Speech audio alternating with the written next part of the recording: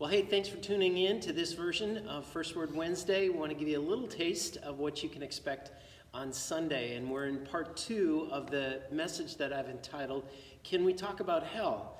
Far More Than Just Flames. And so this is going to build off of the first message that I gave a couple weeks ago when we looked at Jesus' teaching about hell. Now, oftentimes people will say, well, you know, there's a lot of different opinions about hell. And so what I really tried to do, that first part of the message, was really lean into what Jesus taught, and specifically what he taught throughout his ministry through the book of Matthew.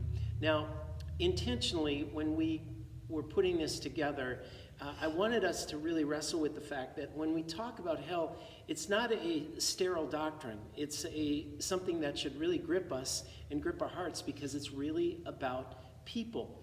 It's about people that will spend, all of us, except by the grace of Jesus, would spend a destiny and also a reality apart from God. That's really what hell is. It's being opposite or away or isolated from the things of God. So we're going to interact with a couple questions, and it's really centered around this. What would you say if people said, I don't believe that hell exists, because why would a loving God create such a place? So how would you respond? You know, most of those questions that come to us don't really happen in a church. They happen when we're having coffee, or we're working out with someone, or we're meeting someone for supper, or maybe we're in a deer stand, or maybe we're just hanging out and walking our dog, and someone says, you know, and you start talking about things that you're involved with, and they would say, you know, I've always had a question about hell. Do you think a loving God would create something like that? Well, one of the points that I want to share with you, and I hope that you'll be taking notes this Sunday, because I think it'll be a really practical message.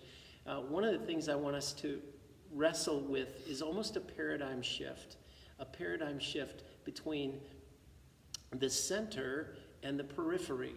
And one of the ways that we understand that paradigm shift is understanding the word of Gehenna that was used in Jesus' day. It was actually a place outside the city, that it was historically a place where people, listen to this, actually sacrificed their children to the god of Moloch.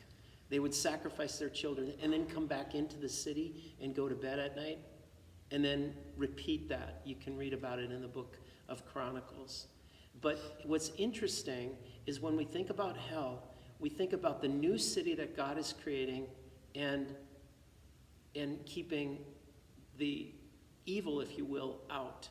When you read the book of Revelation, chapter 21, we read about this beautiful picture that God is going to create a new heavens and a new earth. And then there's that awkward verse 8 that comes after verses 1 through 7 that you hear read at funerals. But verse 8 is there to keep out. And so what God is doing is he is creating a new city and restoring that, and also protecting from evil. If you don't come to the message, I want you to make sure that you understand this. Hell was never created for humans. It never was.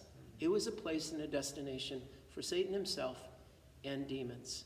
And God will respect choices that people make. So, we're going to walk through some really practical things. I hope that you'll join us. I hope you'll come in person. We've got plenty of room. There's still room for people to come, and physically distance safe. And I know that some of you are continuing to watch online. Thanks for joining us. We hope that you recognize that you are a part of our community and our church body. And also, if you want to listen on the radio, you can do that as well too. Hey, we're going to sing one of my favorite songs by Andrew Peterson called Is He Worthy? Yeah. And normally we do like a full verse here, but it's a call and response, and Kirk and I aren't into duets necessarily, so we're just going to sing the chorus. But I mean, it's a powerful song of the reality of what we're living through, and that the necessity of the presence of our God. So. You can sing along if you want to. We can't hear you. Is anyone worthy?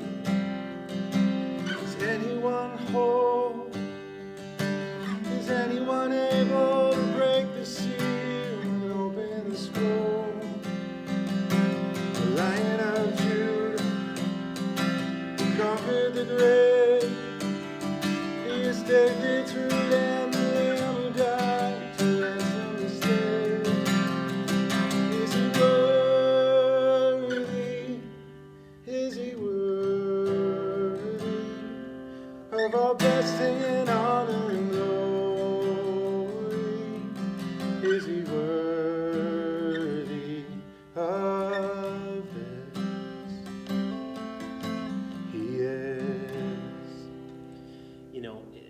as I've been getting ready for these messages, this two-part message, I think one of the things that struck me again and again is the one who's been to hell and back, he descended into hell, is full of grace and truth. He's full of grace and truth when he walked on planet Earth. He's full of grace and truth when he descended into hell.